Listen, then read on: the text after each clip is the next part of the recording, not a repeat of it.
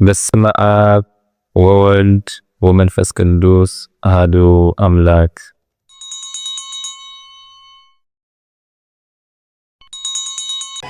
በስመ አብ ወወልድ ወመንፈስ ቅዱስ አሐዱ አምላክ አሜን። ዕለት 22 መጋቢት ዝንበብ ስንክሳር። ብሰላም አጀሚሩ ብሰላም ከፈጽመና ናይ ልዑል እግዚአብሔር አምላኽና ቅዱስ ፈቃዱ ይኹን። ኣብዛ ዓለት እዚኣ ነንብሕቶም በብዘመኖም ዝተነበዩ ትንቢት ነቢያት ንኽፍጸም ንዕኡ ምስጋና ዝግብኦ ጎይታናን ኣምላኽናን መድሓኒናን ኢየሱስ ክርስቶስ ናብ ከተማ ኢየሩሳሌም ኣትዩ ሆሳዕና እናተባህለ ቤት መቕደስ ሓወደ። ያዕቆብ ብዛዕባ ይሁዳ ወዱ ብክርስቶስ ዝተመሰለ ኣድጉ ኣብ ኦም ዘይቲ ኣውሊዕ ገልገሉ ኣብ ሓረግ ወይኒ ይኣስር በለ። ኦሪት ዘፍጥረት ምዕራፍ 49:11። ዘካርያስ እውን ጓል ጽዮን እነሆ ንጉሥኪ ኣብ ገልገል ኣድጊ ተወጢሑ ስለ ዝመጽእ ኣይትፍርሒ በለ። ዘካርያስ ምዕራፍ 9:9። ወንጌል ማቴዎስ ምዕራፍ 21:4-5። ኢሳይያስ ከኣ ጻድቕን ሕያዋይን ንጉሥኪ ይመጽእ ኣሎ፣ ዋጋኡ ምስ ስራሑ ድማ ኣብ ቅድሚ ገጹ እዩ፣ ኣብ ገልገል ኣድጊ ኸዓ ክውጣሕ እዩ በለ። ኣብርሃም ከኣ ቆጽሊ ስየ ሒዙ ኣብ መሰውኢ ምስ ዓወደ ነዛ መዓልቲ እዚኣ መዓልቲ ፍጹም ሓጐስን በዓል እግዚኣብሔርን ኢሉ ሰመያ። ዳዊት ድማ ኣብ ኣፍ ሕፃናትን ቆልዑን ምስጋና ኣዳሎኻ በለ። መዝሙር ምዕራፍ 8:2። ሰሎሞን እውን መልሓስ ሕፃናት ቅንዕቲ ኾነት፣ ምርኩሶም ኣብ ኣኢዳዎም ገይሮም ሕፃናትን ኣረግቶትን ኣብ ኢየሩሳሌም ክጻወቱ እዮም ይብል። መታኽልትኪ ኣስፍሒ ድንኳናትኪ ኸዓ ጋርዲ ዝብል እውን ኣሎ። ኢሳይያስ ምዕራፍ 54:2። ነዚ ትንቢት እዚ ንምፍጻም ኣብ ወንጌል ከም እተጻሕፈ ጎይታና ኢየሱስ ክርስቶስ ኣብ ልዕሊ ገልገል ኣድጊ ተወጢሑ ናብ ኢየሩሳሌም ኣተወ። ወንጌል ማቴዎስ ምዕራፍ 21:1-10። ናብ ኢየሩሳሌም ምስ ቀረበ ናብ ወገን ቤተ ፋጌ ናብ ደብረ ዘይቲ ኤሌዎን ዝተባህለ ቦታ በጺሑ ክልተ ካብ ደቀ መዛሙርቱ ልኢኹ ድማ ናብ ቅድሜኹም ዘላ ዓዲ ኺዱ ኣብኡ በጺሕኩም ሰብ ዘይተጻዕኖ እሱር ገልገል ኣድጊ ክትረኽቡ ኢኹም እሞ ፈቲሕኩም ኣምጹለይ በሎም። ንምንታይ ትፈትሕዎ ንዝብልኹም ከኣ ጐይታኡ ይደልዮ ኣሎ በሎም። እቶም ዝተላእኹ ኸይዶም ከምቲ ዝበሎም ረኸቡ። ነቲ ገልገል ክፈትሕዎ ኸለዉ ኸኣ ንምንታይ ትፈትሕዎ ኣለኹም በልዎም እሞ ጐይታኡ ይደልዮ ኣሎ በሉ። ሓዲጎምዎም ከኣ ነቲ ገልገል ናብ ጐይታ ወሰድዎም። ክዳውንቶም ኣብ ልዕሊኡ ጐዝጐዝሉ እሞ ጐይታ ኢየሱስ ክርስቶስ ከኣ ኣብ ልዕሊኡ ተወጥሐ። ብዙሓን ድማ ቆጽሊ ሰሊዖም ኣንጸፉ። ክዳውንቶም ኣብ መንገዲ ዘንጽፉ እውን ነይሮም።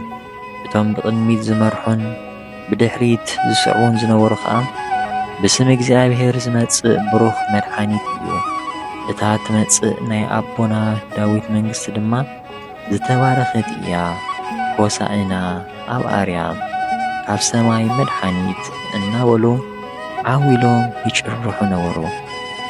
በዚ ከም ዝተግባር ከኣ ጐይታና ናብ ቤት መቕደስ ኣተወ።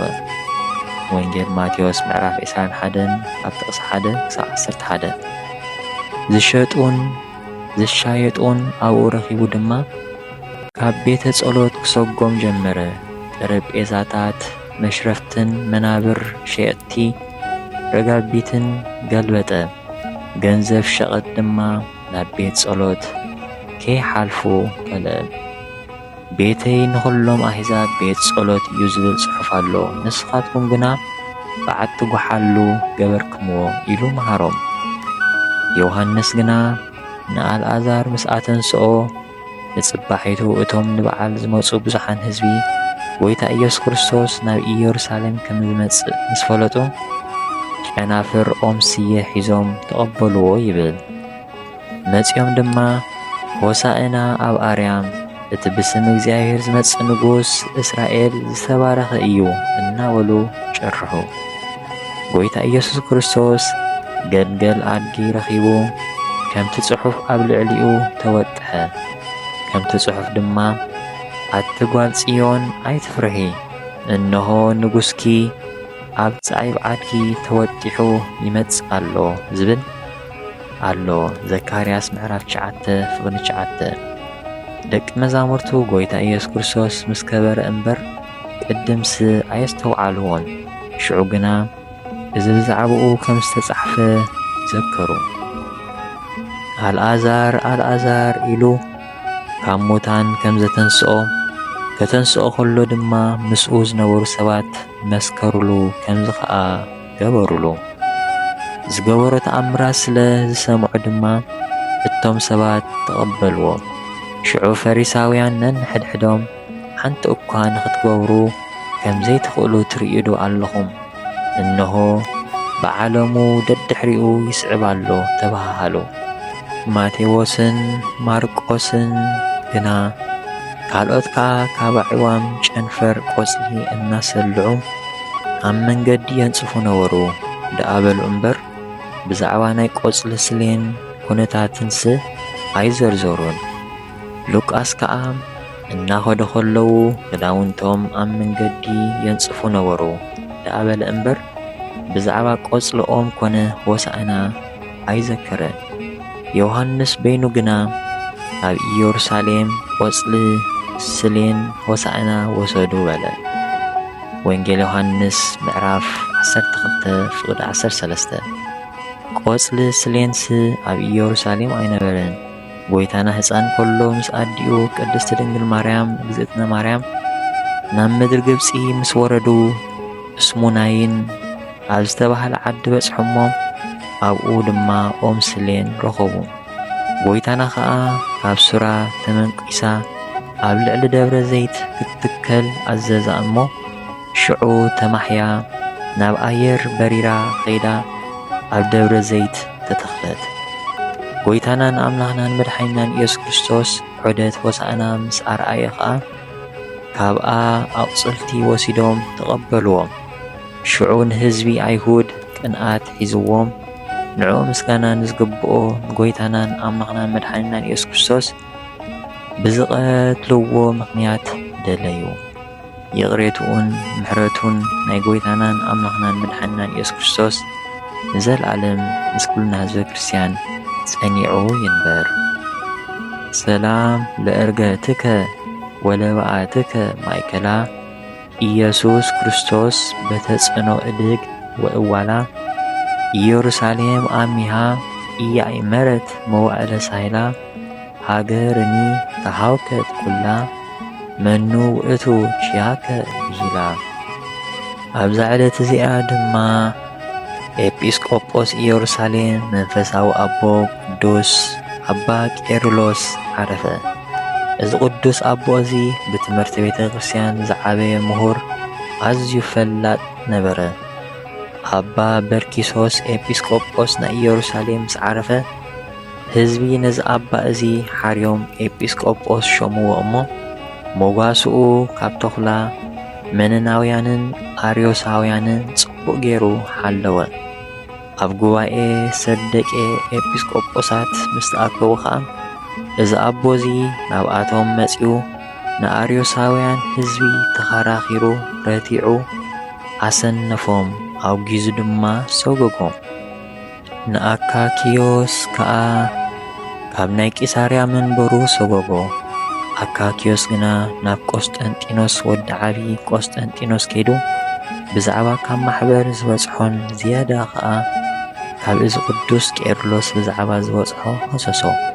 ብዛዕባ ዝንጉስ ንኣባ ቄርሎስ ካብ ኢየሩሳሌም ሰጎጎ። ንብዙሓን ኤጲስቆጶሳት ድማ ካብ መንበሮም ሰጎጎም። እዚ ቅዱስ ኣቦ እዚ ናብ ሃገረ ተርሴስ ከይዱ ምስ ኤጲስቆጶስ ስልዋኖስ ተራኸበ እሞ ተሓባቢርዎ ተቐቢሉ ምስኡ ንቑሩብ መዓልታት ድማ ኣቐመጦ። ኣብ ቡልኪንያኖስ ማሕበር ጉባኤ ምስ ተኣከቡ እዚ ኣቦ እዚ ካብቶም ማሕበር ሓደ ነበር እሞ ኣብኡ ንኣካኪዮስ ረገምዎም። ኣካኪዮስ ከዓ ካልኣይ ናብ ንጉስ ከይዱ ኩሉ ንዕኡ ዝረኸቦ ነገሮ። ነዚ ኣቦ እዚ ድማ ኸሰሶ። ንጉስ ከዓ ልኡኽ ልኢኹ ካልኣይ ግዜ ሰጎጎ። ንጉስ መይቱ ኣብ ክንድኡ ወዱ ሳልሳይ ቆስጠንጢኖስ ነገሰ እሞ ነዚ ኣቦ እዚ ካብ መንበር ሽመቱ መለሶ። ኣቦኡ ንዝሰጎጎም ኩላቶም ኤጲስቆጶሳት እውን መለሶም። እዚ ኣቦ እዚ ኣባ ቄርሎስ ድማ ዝተረፈ ዘመኑ ብህድኣትን ብሰላምን ነበረ። ሓቢ ቴዎዶስዮስ ምስ ነገሰ ድማ ብዛዕባ መቅዶንዮስን ሰባልዮስን አብሊናርዮስን ማሕበር ጉባኤ 150 ኤጲስቆጶሳት ምስ ኣከበ እዚ ኣቦ እዚ ምስ ሰዓብቶም ኣውገዞምን ረጎሞምን ቁኑዕ ሃይማኖቶም 318 ኤጲስቆጶሳት ኣብ ዝሰርዕዎ ጸሎተ ሃይማኖት ጎይታን መሕወይን ብዝኾነ መንፈስ ቅዱስ እውን ንኣምን ካብ ዝብል ሳብ መወዳእታ ኣብ ልዕሊኡ ወሰኸ። ብገላጽነት መንፈስ ቅዱስ ድማ ብዙሓት ድርሳናትን ምዕዶታትን ደረሰ። ካልኣይ ከዓ ጥበብን ፍልጠትን ዝመልኦም ኣዝዩ ጠቓሚ ዝኾነ ኣብ ውሽጡ 18 ድርሳናት ዝኣክል ዘለዎ ብዛዕባ ጸሎት ሃይማኖትን ትርጓሚኡን ካለ መጽሓፍ ደረሰ። ኣብ መንበር ጵጵስንኡ ድማ ን33 ዓመት ተቐሚጡ ብሰላም ዓረፈ። በረኸቱ ንዘለዓለም ምስ ኩልና ህዝበ ክርስቲያን ይኹን ኣሜን። ሰላም ለቄርሎስ እንተ ሰበከ በጥያቄ ሃይማኖተ ክርስቶስ መጽደቄ ዘምስለ ማሕበር ቀዊሞ እለ በስድቄ አርዮስሃ ሰደደ አንቄ እምአርጋበ ወንጌል ያሰስል ንፋቄ። ኦ ጎይታ ሃብታማት ካብ ዝተረፎም ዘእተውዎ መባእ ንጸሪቀ መበለት ንሳንቲም ናይ መበለት ከም ዝተቐበልካ ካብቶም ኩሉ ግዜ ዘገልግሉኻ ንኣእላፍ መላእኽቲ ኣዘኪርና ነዚ ዘቕረብናዮ ጸሎት ኣብ ነፍሲ ወከፍ ከነንብኦ ከለና መጽሓፍ ድኽነትና ተቐበል። ቅዱሳን ነቢያትን ሰባኽያን ሐዋርያትን ጻድቃንን ሰማዕታትን ትጉሃን መላእኽትን ከምኡውን ደናግል መነኮሳት ሄራን ካብ ንእሽተይ ህፃን ክሳብ ዓብዪ ኣረጋዊ ኣብዛ ቦታ ተኣኪቦም ንዘለዉ ቡራኬ ባርኹ። ነዚ መጽሓፍ ስንክሳር ብብርዒ ንዘጽሓፎን እናደረሰ ንዘጽሓፎን ብሓድሽ ልሳን ንዘንበቦን ዝተርጎሞን ንቓላት ዝቕዱስ ታሪኽ ብእዝኒ መንፈስ ንዝሰምዕን ብጸሎት ናይቲ ካብ ኩሉ ባእሲ ዓራቒት ዝኾነት ኣዲኡ ቅድስቲ ማርያም ጎይታ ኢየሱስ ክርስቶስ ብሓባር ይምሓረና። ኣብዚ ዓለት እዚኣ ዝዓረፍኩም ጻድቃንን ሰማዕታትን ሰላምታ ይግባኣኩም። ንስኻትኩም ንዓለም ብብዙሕ ትዕግስቲ ዝሰዓርኩም ኢኹም ሞት ካባና ብዘይ ንስሓ። ንስኻትኩም ቅዱሳን ሰማይን ምድርን ማሕበር ስላሴ ዝኾንኩም ሰውእትን ኣንስትን በብኣስማትኩም ኣብዚ ዓለት እዚኣ ዝዓረፍኩም ንዓኻትኩም ሰላምታ ይግባኣኩም። ምእንቲ ወላዲቱ ቅድስቲ ድንግል ማርያም ብጸሎትኩም ክትዝክሩና ብስጋን ደምን ናይ ክርስቶስ ንምህፀን ኣለና። ንጻድቃን ብገድሎም፣ ንሰማዕታት ብደሞም፣ ንሃዋርያት ብስኮቶም፣ ንነቢያት ብትንቢቶም፣ ንመላእኽቲ ብልማኖኦም እግዚአብሔር ኣምላኽና ንኹልና ህዝበ ክርስቲያን ኣሕቢሩ ይምሓርና። ንቤተ ክርስቲያንናን ንሃገርና ኤርትራን ድማ ንኹሉ ዓለም ድማ ብምሕረቱን ብጸጉኡን ይሓልወልና። ስድራ እግዚአብሔር ብዛዕባ ቅዱሳንን ዜና ገድሎምን ጥራሕ እንሰምዕ ኣይንኹን። ንዕኦም ክንመስል ንጽዓር። ንግዚኡ እነድንቖም ጥራሕ ኣይንኹን። ናብ ቤትና ጥራሕ ዘይኮነስ ናብ መዓሞቕ ልብና ዘሊቖም ከም ዝኣትዉ ንግበር። ዘውትር ንዘክሮም ንክርስቶስ ምእንታን ክንመስል። ቅዱሳን ዝተባሃሉ ኃጢአት ስለ ዘይገበሩ ኣይኮኑን። ቅዱሳን ዝተባሃሉ ንኃጢአት ስለ ዝተቃለስዋ እዮም።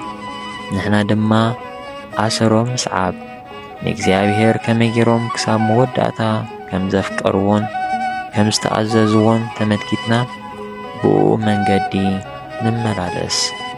ነዚ ክንገብር ድማ ናይ እግዚአብሔር ኣምላኽና ምሕረቱን ጸጉኡን ናይ ወላዲተ ኣምላክ ቅድስቲ ድንግል ማርያም ኣማላድነታን በረኸታን ናይ ኩሎም ቅዱሳን እግዚአብሔር ጸሎትን ረድኤትን ኣይፈለየና። ስብሃት ለእግዚአብሔር ልዑል ወለወላዲቱ ድንግል ወለመስቀሉ ክቡር አሜን።